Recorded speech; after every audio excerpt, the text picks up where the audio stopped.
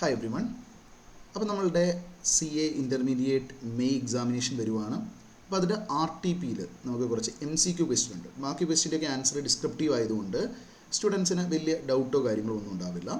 But multiple choice questions വരുമ്പം they may be having doubts. അതുകൊണ്ടാണ് കുറച്ച് സ്റ്റുഡൻസ് എല്ലാവരും ഇങ്ങനെ റിപ്പീറ്റഡ് ആയിട്ട് ചോദിക്കുന്നതുകൊണ്ടാണ് ഈ പറയുന്ന MCQ ക്വസ്റ്റ്യൻസ് ഒന്ന് ഡിസ്കസ് ചെയ്യുന്നത്.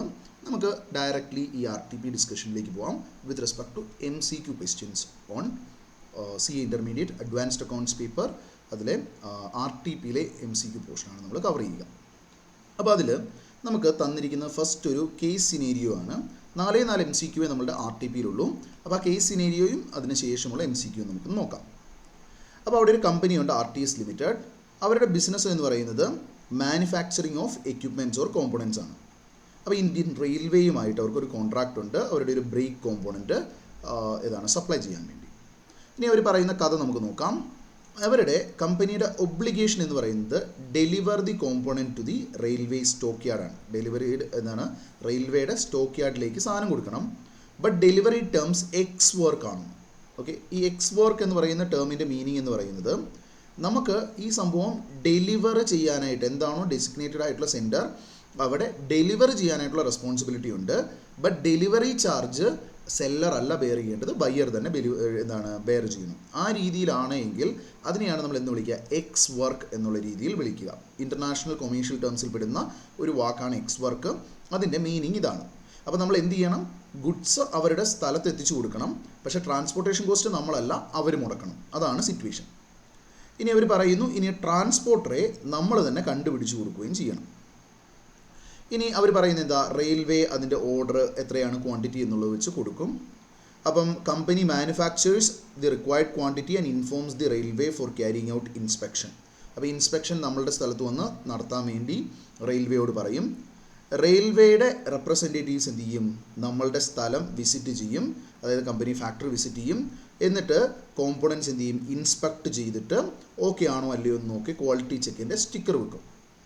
ഇനി അങ്ങനെ ഇൻസ്പെക്ട് ചെയ്തത് ഒരു ഹോളോഗ്രാം സ്റ്റിക്കർ വെച്ച് അവർ മാർക്ക് ചെയ്യും.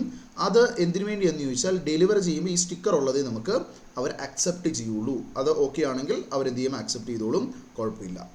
ഇനി ഈ ഡെസ്പാച്ച് നടന്നതിന് ശേഷമാണ് കമ്പനി ഇൻവോയ്സ് റേസ് ചെയ്യുക. ഇനി സിറ്റുവേഷൻ ഇതാണ്. ഇനി കമ്പനിയുടെ മാനേജ്മെൻറ്റ് RTS ഡിസ്കഷൻ നടത്തുന്നുണ്ട് ഓഡിറ്റേഴ്സുമായിട്ട്. ഓക്കെ, ചില ക്രിട്ടിക്കലായിട്ടുള്ള അക്കൗണ്ടിങ് മാറ്റേഴ്സിൽ അതിൽ ചില സബ്സീക്വൻറ്റ് ഇവൻറ്റ്സിൻ്റെ കഥയും പറയുന്നുണ്ട്. അപ്പോൾ അവർ കുറച്ച് സബ്സീക്വൻറ്റ് ഇവൻറ്റ്സിനെ കുറിച്ചുള്ള കാര്യം പറയുന്നുണ്ട്.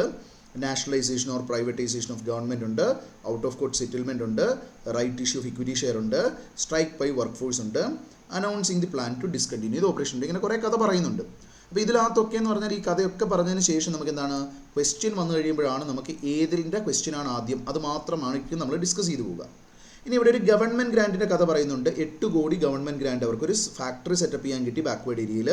അതിൽ നിന്ന് കമ്പനി 2 കോടി ഡിവിഡൻഡ് ഡിസ്ട്രിബ്യൂട്ട് ചെയ്തിട്ടുണ്ട്.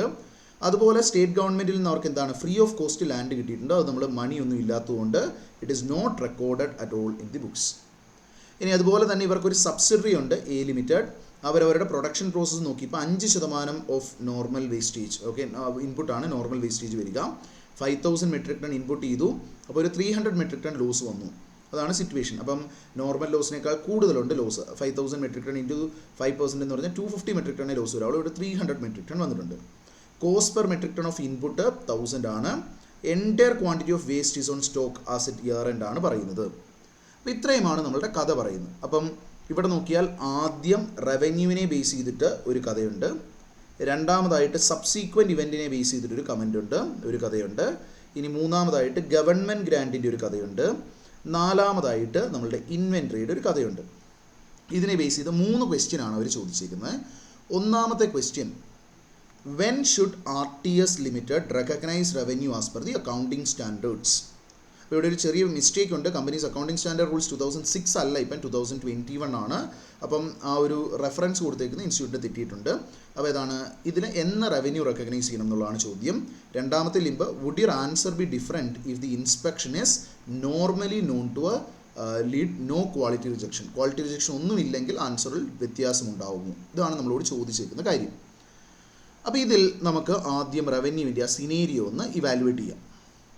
അപ്പോൾ സിനേരിയോ ഇവാലുവേറ്റ് ചെയ്യുമ്പോൾ ഇതിനകത്ത് അവർ പറയുന്നു നമുക്ക് ഒരു സ്പെസിഫിക് കോമ്പണൻറ്റ് മാനുഫാക്ചർ ചെയ്യാനായിട്ട് റെയിൽവേ ഓർഡർ തരും. അത് മാനുഫാക്ചർ ചെയ്ത് കഴിയുമ്പോൾ അവരെന്ത് ചെയ്യും, മാനുഫാക്ചർ ചെയ്ത് കഴിഞ്ഞു എന്ന് ഡെലിവറിക്ക് റെഡിയാണെന്ന് പറഞ്ഞ് അവരെ റെയിൽവേ എക്സിക്യൂട്ടീവ്സിനെ അറിയിക്കും. അവർ വന്ന് വിസിറ്റ് ചെയ്തിട്ട് അക്സെപ്റ്റഡ് ക്വാണ്ടിറ്റിയൊക്കെ ഹോളോഗ്രാം വെച്ച് മാർക്ക് ചെയ്യും. എന്നിട്ട് നമ്മൾ ഡെലിവറി ചെയ്യും. അപ്പോൾ ഇവിടെ സിറ്റുവേഷൻ എന്താണ്, delivery is subject to inspection ആണ്. അപ്പോൾ ഇൻസ്പെക്ഷൻ കഴിഞ്ഞാലേ നമ്മളുടെ കസ്റ്റമർ ഇത് അക്സെപ്റ്റ് ചെയ്തിട്ടുള്ളൂ, significant risk and reward incident ownership transfer ആവുന്നുള്ളൂ.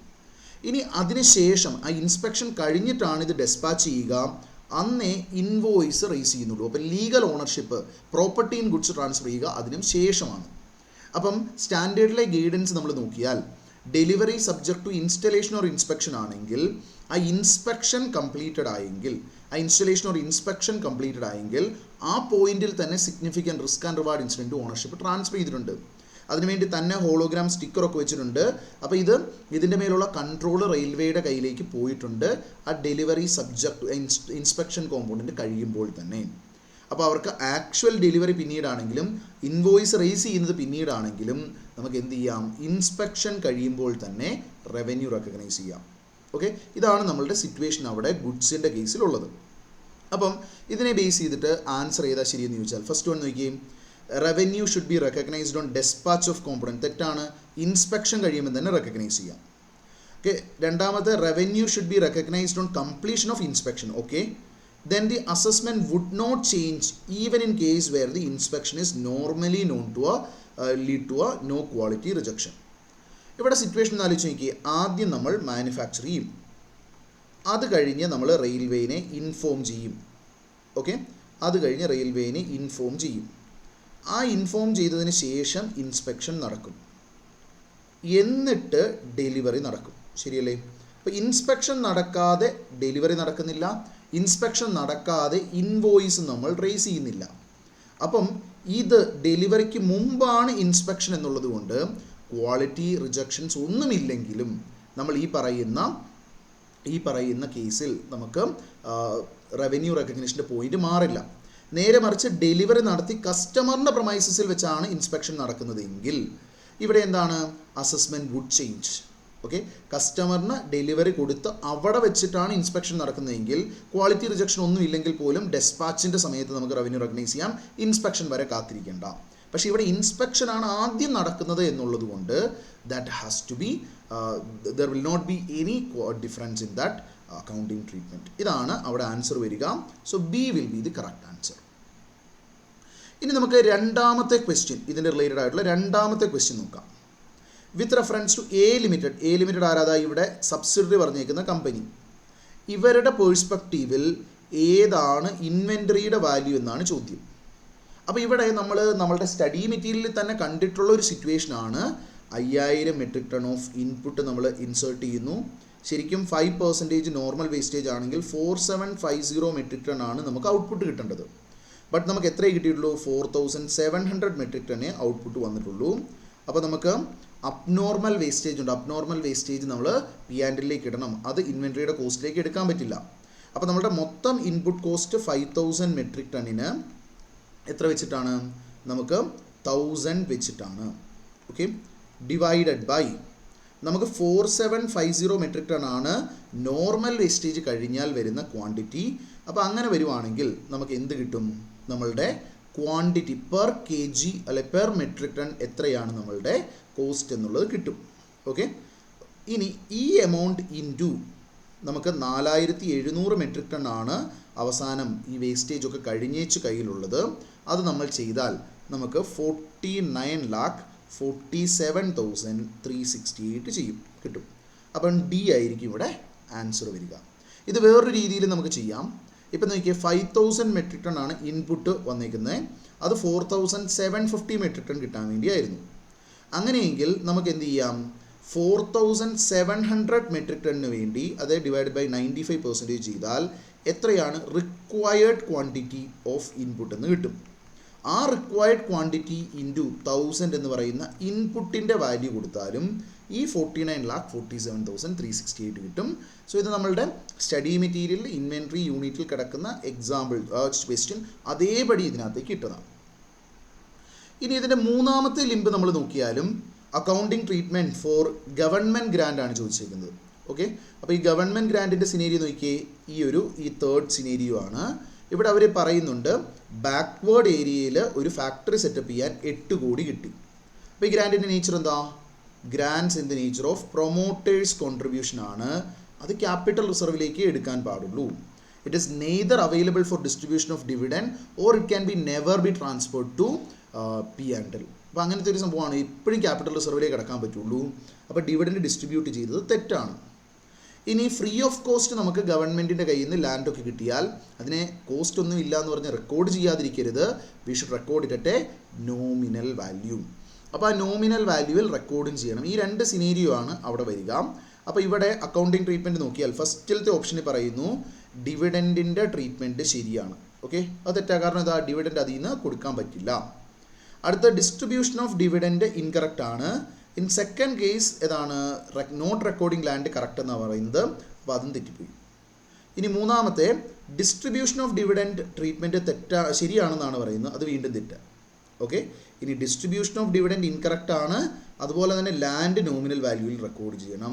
This will be your correct answer. ഇനി ഈ MCQ ക്വസ്റ്റ്യൻ നിങ്ങൾ ചെയ്യുമ്പം നിങ്ങൾ ഒന്ന് നോക്കിയേ, 4 സിനേരിയോ അവർ തന്നു. ഈ 4 സിനേരിയോയിൽ 3 എണ്ണത്തിനെ കുറിച്ച് ചോദ്യം പോലും ചോദിച്ചിട്ടുള്ളൂ. AS4 ബേസ് ചെയ്ത് സബ്സിക്വൻറ്റ് ഇവൻസിനെ കുറിച്ച് അവന്മാർ വെറുതെ ഒരു എക്സ്പ്ലനേഷൻ ഇട്ടിട്ടുണ്ട്, പക്ഷേ ചോദ്യം ചോദിച്ചിട്ടില്ല.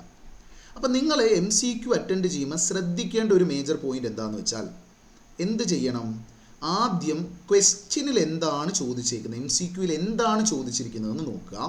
എന്നിട്ട് അതിൻ്റെ റെലവൻ്റ് ആയിട്ട് ക്വസ്റ്റ്യനിൽ വരുന്ന പാർട്ട് ഏതാണെന്ന് നോക്കി ആൻസർ കണ്ടുപിടിക്കുക. അല്ലാതെ ഫുൾ വായിച്ചിട്ട് ഇതിൻ്റെ ആൻസർ കണ്ടുപിടിക്കാൻ വേണ്ടി പോയാൽ നമ്മൾ വീണ്ടും റീഡ് ചെയ്യാനായിട്ട് സമയമെടുക്കും, വീണ്ടും അത് ഇവാലുവേറ്റ് ചെയ്യാൻ സമയമെടുക്കും. അപ്പോൾ നമ്മുടെ സമയം ഒത്തിരി പോകും. അതുകൊണ്ട് ക്വസ്റ്റ്യൻ്റെ റിക്വയർമെൻറ്റ്സ് 3 നോക്കിയിട്ടേ നമ്മൾ എന്ത് ചെയ്യാവുള്ളൂ? ആ സിനേരിയോ വായിച്ചു തുടങ്ങാവുള്ളൂ. എന്നിട്ട് ഒരു സിനേരിയോ വായിച്ച് വരുമ്പം നിങ്ങൾക്ക് മനസ്സിലാവും ഏത് ക്വസ്റ്റ്യൻ റിലേറ്റഡ് ആണ് എന്ന്. അപ്പോൾ ആ ക്വസ്റ്റ്യൻ റിലേറ്റഡ് ആയിട്ടുള്ള സംഭവം നിങ്ങൾ നോക്കിയിട്ട് എന്തായിരിക്കും സിറ്റുവേഷൻ എന്നുള്ളത് ഇവാലുവേറ്റ് ചെയ്യുക. ആ രീതിയിൽ പോയാലേ MCQ നിങ്ങൾക്ക് അറ്റൻഡ് ചെയ്യാൻ പറ്റും. ഇനി ഒരു സ്റ്റാൻഡ് ലോൺ MCQവും ഇവർ ചോദിച്ചിട്ടുണ്ട്. അപ്പോൾ സ്റ്റാൻഡ് ലോൺ MCQ പറയുന്ന ഇതാണ്: there is a company Gyan limited. അവർ 10 കോടി രൂപ കൺസ്ട്രക്ഷൻ ഓഫ് പ്ലാന്റിന് വേണ്ടി മുടക്കുന്നുണ്ട്. 10% പെർ ആനം ഇൻട്രസ്റ്റ് ഒരു വർഷത്തേന് 1 കോടി രൂപയാണ് പേ ചെയ്തേക്കുന്നത്. അപ്പം ഒരു പ്ലാന്റിൻ്റെ കൺസ്ട്രക്ഷനാണ്, സബ്സ്റ്റാൻഷ്യൽ പീരീഡ് ഓഫ് ടൈം എടുക്കും. So it will be a qualifying asset. AS16 borrowing കോസ്റ്റിൻ്റെ ആംഗിളാണ്. ഇനി കൺസ്ട്രക്ഷൻ ഈ പറയുന്ന സ്പെസിഫിക് ബോറോയിങ്ങിനെ ബേസ് ചെയ്തായിരുന്നു. ഇതിൽ നിന്ന് 4 കോടി നമ്മൾ ടെമ്പററി ഇൻവെസ്റ്റ് ചെയ്തു. നമുക്ക് ആവശ്യം അത്രയും ഫണ്ട് ആദ്യമേ ആവശ്യമില്ലാത്തതുകൊണ്ട് 4 കോടി നമ്മൾ ടെമ്പററി ഇൻവെസ്റ്റ് ചെയ്തു FDയിൽ. അതിൽ നിന്ന് 6% റിട്ടേൺ കിട്ടി. അതായത് ഇൻട്രസ്റ്റ് 1 കോടി രൂപ വന്നിട്ടുണ്ട്. അതിൽ നിന്ന് 6% ഇൻട്രസ്റ്റ് 4 കോടിയിൽ എന്ന് പറഞ്ഞാൽ 24 ലക്ഷം രൂപ. അപ്പം ഈ 24 ലക്ഷം ഇൻകം ഫ്രം ടെമ്പററി ഇൻവെസ്റ്റ്മെൻ്റ് ആണ്. സ്പെസിഫിക് ബോറോയിങ് വരുമ്പം എത്രയാണോ ബോറോയിങ് കോസ്റ്റ് ഇൻകേർഡ് അതിൽ നിന്ന് ഇൻകം ഫ്രം ടെമ്പററി ഇൻവെസ്റ്റ്മെൻറ്റ് കുറയ്ക്കണം. അങ്ങനെ 76 ലക്ഷം രൂപയായിരിക്കും നമുക്ക് എന്ത് വരിക? എമൗണ്ട് എലിജിബിൾ ഫോർ ക്യാപിറ്റലൈസേഷൻ ഉണ്ടാവുക. ഇതൊരു ക്വാളിഫയിങ് അസറ്റ് ആണ്. എമൗണ്ട് എലിജിബിൾ ഫോർ ക്യാപിറ്റലൈസേഷൻ ഇത്രയായിരിക്കും വരിക. ഓക്കെ, അപ്പോൾ നമ്മളുടെ ചോദ്യം ഇതാണ്: as at year end how much cost of borrowing Gyan limited will capitalise? അപ്പോൾ നോക്കിയേ, ഇൻട്രസ്റ്റ് പെയ്ഡ് ഓഫ് 1 crore ആണോ? അല്ല. Interest paid on 6 crores this amount was only utilised എന്ന് പറയുന്നതാണോ? അല്ല. Interest paid less income from temporary investment of 76 lakhs. This will be the correct answer. ഇതാണ് നമ്മളുടെ RTPയിൽ വന്നിരിക്കുന്ന ക്വസ്റ്റ്യൻസിൻ്റെ MCQ ക്വസ്റ്റ്യൻസിൻ്റെ ആൻസേഴ്സ് വരിക. അപ്പോൾ നിങ്ങൾ കെയർഫുള്ളായിട്ട് MCQ ക്വസ്റ്റ്യൻസ് കാര്യങ്ങൾ അറ്റൻഡ് ചെയ്യുക. MTPയിൽ വന്നിരിക്കുന്ന ഓരോ MTPയിലുള്ള MCQ ക്വസ്റ്റ്യൻസും ഇതുപോലെ തന്നെ നമുക്ക് സോൾവ് ചെയ്ത് അടുത്ത ദിവസം തന്നെ നമ്മൾ ഇടുന്നതായിരിക്കും. അപ്പോൾ നിങ്ങൾക്ക് എന്തെങ്കിലും ഡൗട്ട്സ് ഉണ്ടെങ്കിൽ നിങ്ങൾക്ക് കമൻറ്റും ചെയ്യാവുന്നതാണ്. Okay, all the very best for the exams. Thank you.